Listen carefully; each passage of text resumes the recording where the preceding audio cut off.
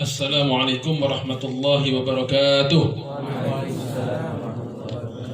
Bismillahirrahmanirrahim. Hamdan liman arsala khaira mursali li khairi ummatin bi khairil milali. Fa afdalus salati wassalami ala Muhammadin safwadil anami.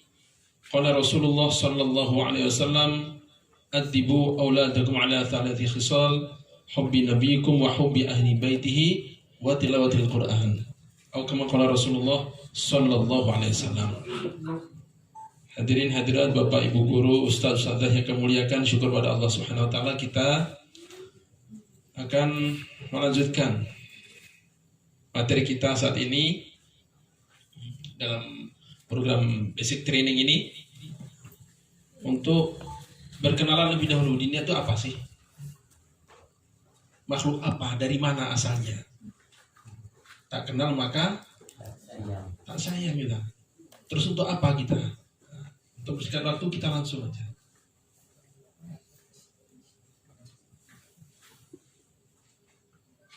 Silabus, seperangkat rencana dan pengaturan tentang kegiatan pembelajaran, pengelolaan kelas dan penilaian hasil belajar. Dari belakang kelihatan, ibu-ibu? Kelihatan, alhamdulillah. Nah, kalau nggak kelihatan, lihat yang di depannya aja. Kelihatan kerudungnya minimal. Seperangkat rencana dan pengaturan tentang kegiatan pembelajaran, pengelolaan kelas dan penilaian hasil belajar. Berisi komponen pokok yang dapat menjawab pertanyaan ini. Kompetensi atau kemampuan yang akan ditanamkan pada peserta didik, kegiatan yang harus dilakukan, kemudian upaya untuk mengetahui sejauh mana penyerapan atau hasilnya. Nah, kumpulan inilah yang disebut silabus. Kita sudah kemas dalam dilihat ini semuanya.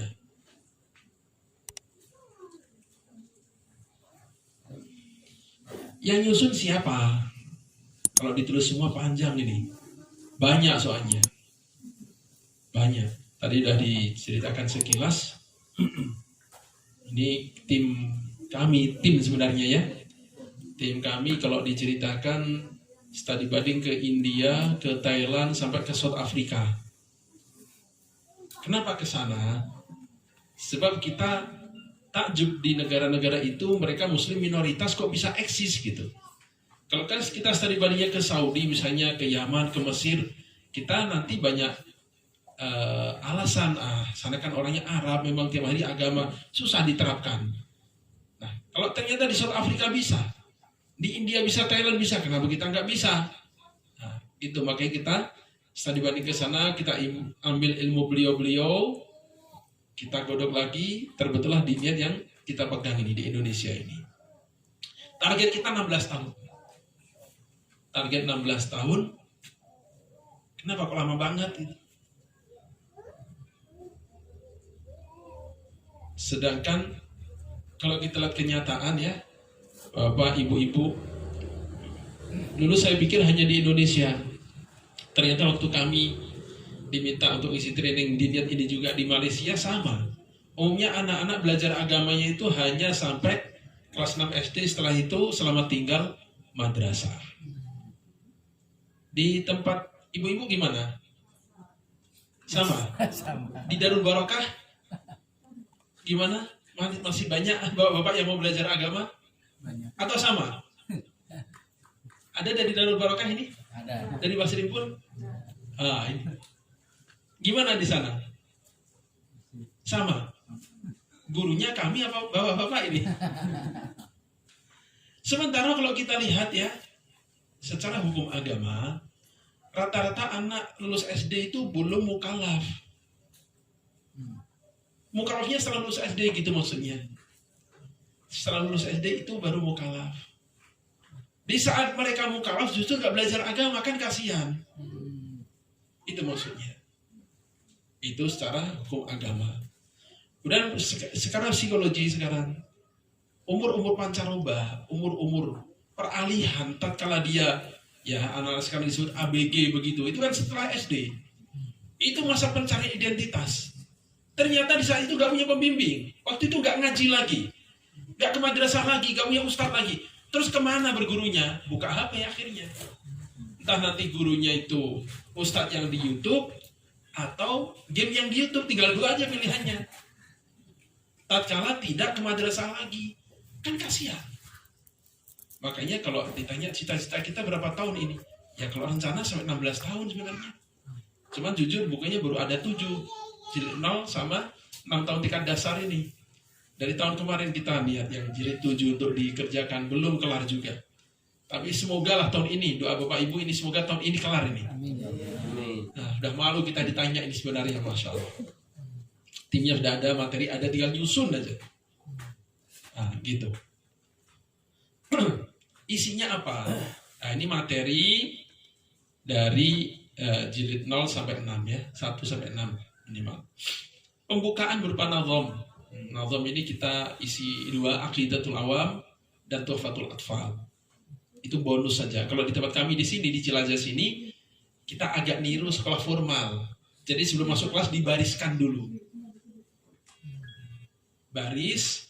Nah, kalau di sekolah formal kan nyanyi Indonesia Raya. Nah, kita baca ini. Baca ini rame-rame. Oh, semangat itu ternyata. Alhamdulillah gitu. Jadi bisa ditiru yang ada halamannya. Kalau nggak ada halamannya ya pinjam garasi tetangga lah, gimana gitu.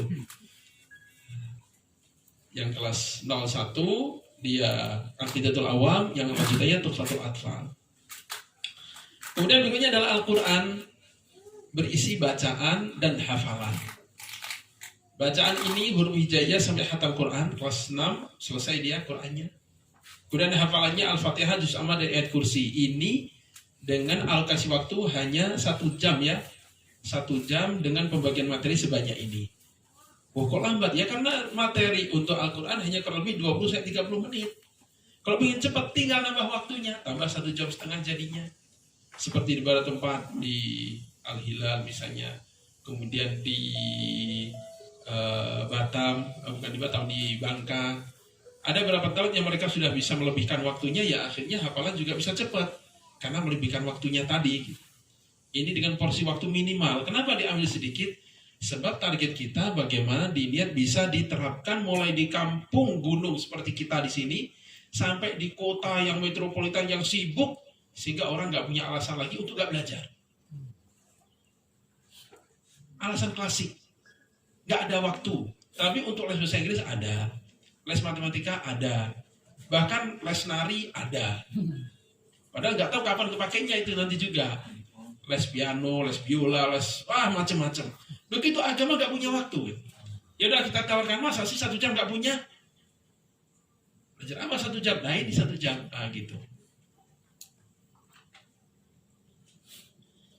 Hadis, doa, sunnah dan hafalan hadis. Hadis dibagi 2 juga.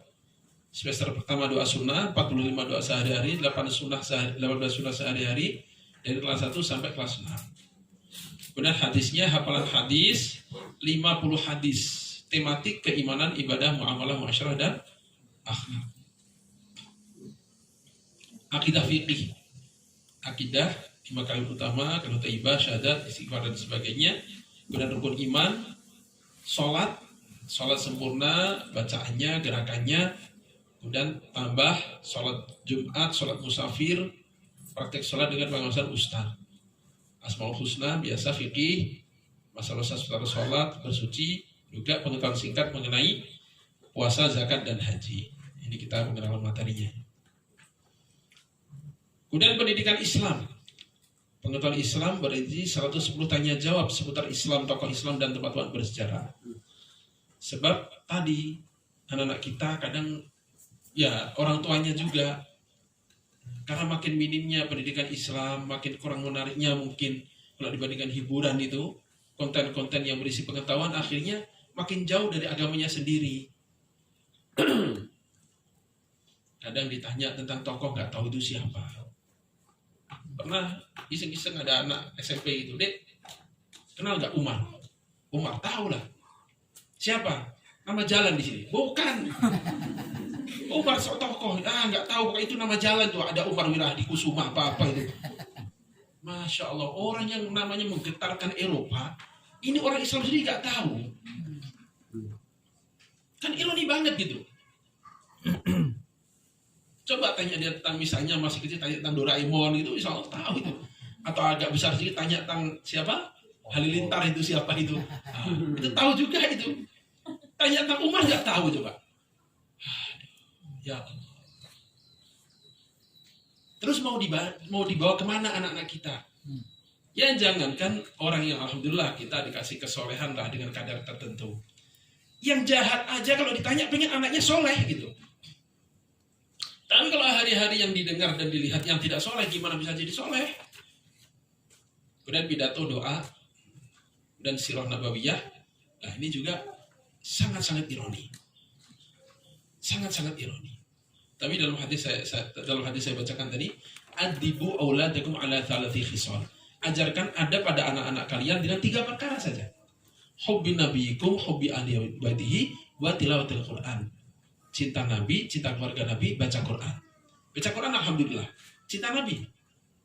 Sejauh mana kita mengenalkan Nabi kita ke anak-anak kita? Sering kalau diminta ngisi acara maulid gitu, iseng saya tanya, gak usah anak-anak, bapak ibu-ibunya aja. Coba bapak ibu-ibu putra putri Nabi berapa jumlahnya, siapa namanya? Wah, itu kalau yang hadir 200 paling yang jawab hanya 1, itu pun kadang salah. Nah kan ironi banget gitu. Tanya idolanya siapa? Nabi. Di akhirat mendapat syafaat siapa? Nabi. Keluarga Nabi hafal. Agak lupa, padahal bukan agak lupa, emang nggak tahu gitu. Cuman gengsi, nggak tahu itu. Pernah iseng saya tanya, anak SMP juga, seringnya anak SMP saya coba, dek, tahu nggak Aisyah itu siapa? Sebelum ada lagu Aisyah ini tapi ya. Ya sekarang udah terlanjur ada lagu, jadi orang kenal. Dulu sebelum ada lagu, dek, Aisyah itu siapa? Aisyah, gampang itu. Siapa? Putri Nabi. Astagfirullahaladzim. Lo itu dengan pede gitu. Betapa menyedihkan. Sampai pernah dalam sebuah hall gitu, enak, SMP Islam ini judulnya. SMP Islam.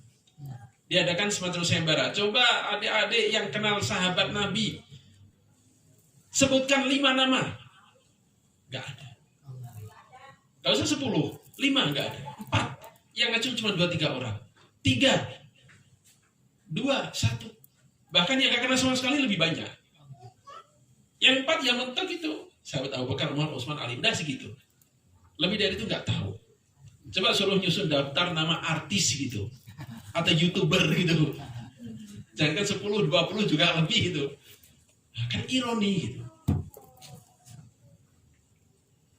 Dikubur ditanya tentang Nabi, di mahsyar minta syafaat Nabi, di dunia diajak kenalan dengan Nabi, yang kenalin juga nggak bisa juga. Ya Allah. Nah, maka kita berusaha untuk memecahkan ini. Ada pelajaran sirah, kemudian agama yang mudah, berisi tentang syarah hadis yang di depan tadi disyarahkan dengan bahasa yang mudah. Kemudian bahasa Arab, kita pengenalan saja, hitungan, benda dalam kehidupan sehari-hari. Kemudian baca tulis Arab Melayu Jawi. Ini memang materi terakhir ini agak idealis memang. Kalau tanya gunanya apa, untuk baca apa, memang kalau di Pulau Jawa ini agak susah mau dipakai apa itu. Nah, kalau di Sumatera, Kalimantan banyak lah, masih dipakai di tulisan, di nama jalan masih banyak. Apalagi di Malaysia. Idealisme kita sebenarnya apa? Kita ini di Indonesia, di Nusantara lah. Kita punya ulama-ulama besar yang kitabnya tuh luar biasa bagusnya, nggak kebaca karena kita memang nggak bisa baca. Contoh Syarus Salikin, kata Syekh Maulana Sa'ad Banjari misalnya. Itu kitab luar biasa.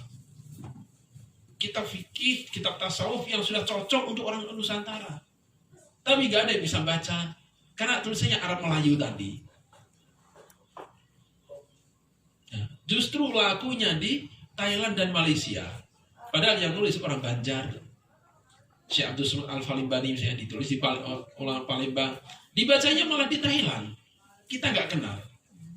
Nah gitu, kalau tanya apa sih, kenapa ditulis aja pelajaran tulis Arab Melayu Jawi, nah, kita agak idealisme. Pengen kita kenalan dengan karya-karya para ulama kita. Malah sebenarnya kalau dulu awal-awal kita berkeinginan jilid 7 ke atas nanti pakai tulisan Arab Jawi semua sebenarnya. Cuman kesini kita pikir, jangan ustadznya nggak bisa ngajar lagi nanti. Itu yang saya agak khawatir. Gimana kira-kira? Coba mumpung ada di sini sebagian nih. Sanggup nggak kira-kira? Loh, ini tertawanya tertawa seneng atau tertawa agak ketakutan nih? Sebab kalau seandainya bawa buku, tulisnya Arab semua itu kan orang, ini kelas 7 dah baca kitab kuning, padahal bahasa Indonesia isinya. Cuman Khotimah tadi, yang ngajar sih sebentar tanya, Pak Ustaz dibacanya apa? Wah, kita yang kelambakan nanti. Nah itu maksudnya. Tapi tetap kita adakan. Lalu dibandingkan dengan yang sudah-sudah apa? Kita ingin menyajikan sesuatu yang lebih lah, yang berbeda. Pertama adalah disesuaikan dengan kemampuan anak, dibuat materi harian, warna sampul dibedakan untuk memudahkan itu. Nah, jadi pelajaran kita usahakan ini segeneral mungkin. Kita alhamdulillah sudah coba.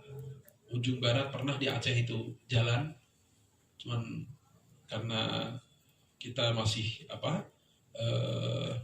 tahap konsolidasi dan sebagainya, kadang terkontrol kadang enggak. Di Aceh pernah jalan, alhamdulillah bisa ke ujung timur sampai ke Pulau Sumbawa.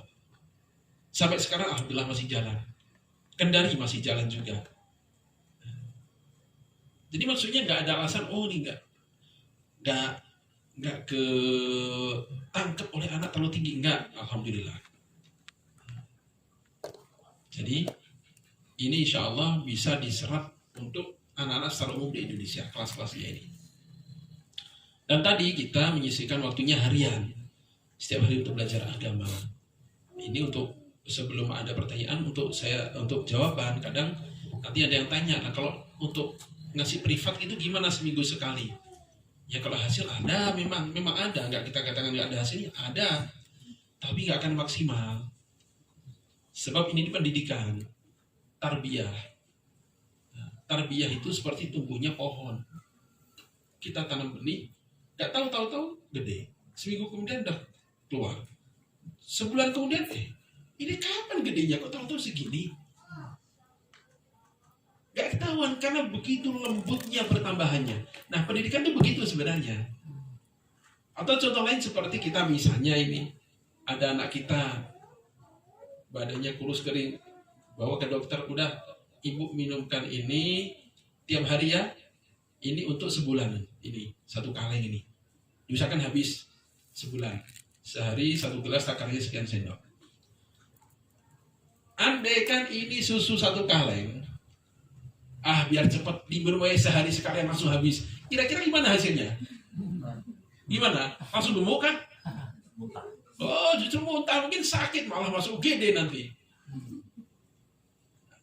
Jadi yang kita ingin targetkan, kita ingin capai dengan target perlahan, ya kita perlahan gitu. Ibaratnya tadi itu. Jadi dosis sebulan jangan dihabiskan sehari. Ya sebulan tiap hari pelan. Nah, kalau seminggu sekali gimana? Tetap ada manfaatnya. Cuman tidak semaksimal kalau harian tadi. Itu maksudnya.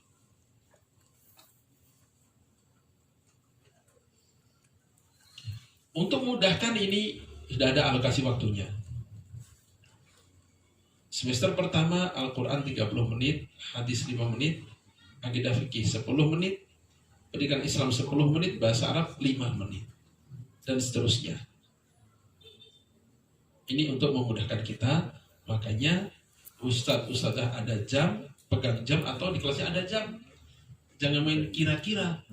Kayaknya udah 7,5 menit ini. Kurang 2,5 menit lagi. Taunya dari mana? Itu minuman udah mau habis lah itu.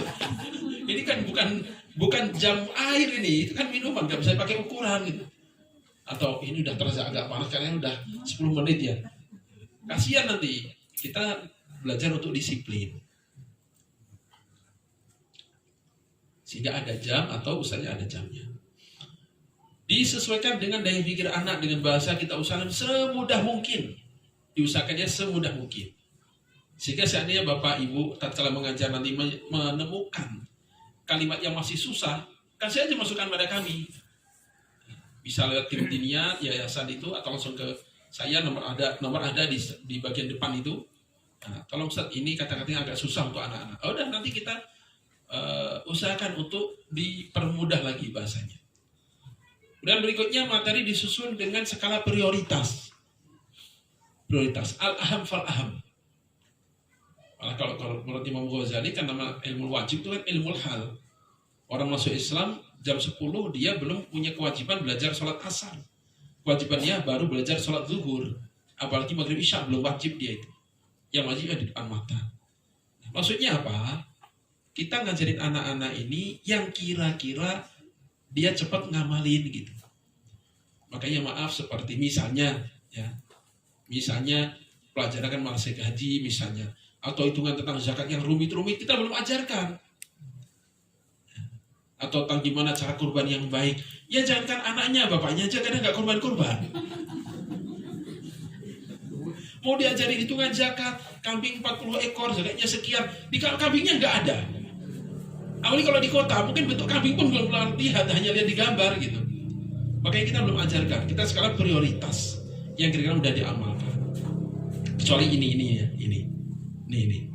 Nah, rukun mandi wajib ada 2. Ini pelajaran kelas 1 ini. Niat mandi wajib, 2 meratakan air di seluruh tubuh. Ini perkecualian.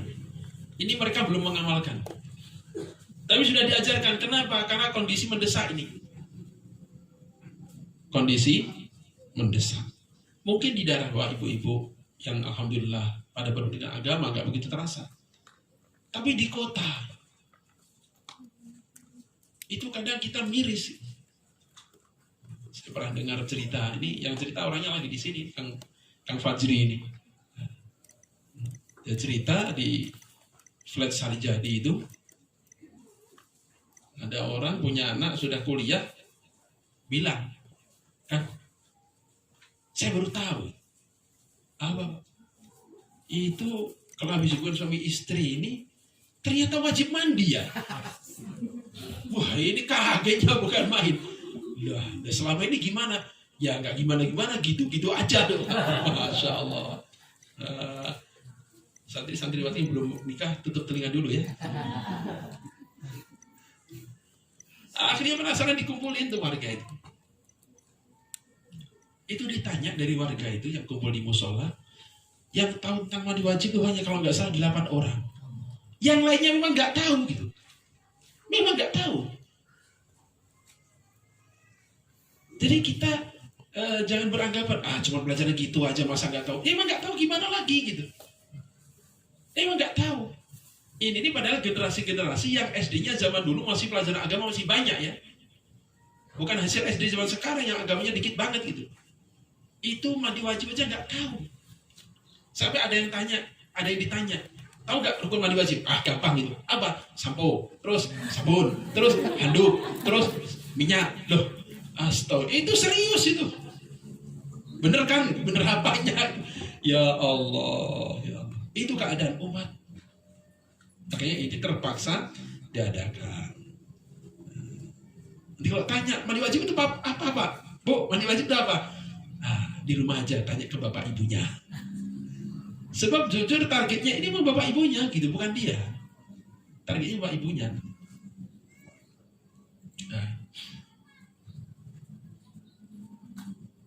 Dilengkapi dengan petunjuk pengajaran. Walaupun ini ringkas ya, ini ringkas. Kalimat motivasi nanti akan disampaikan gimana caranya untuk mengajarkannya, kemudian definisi. Ringkasnya kalau motivasi ini disampaikan sebulan sekali awal bulan, definisi ini disampaikan setiap akan mulai pelajaran.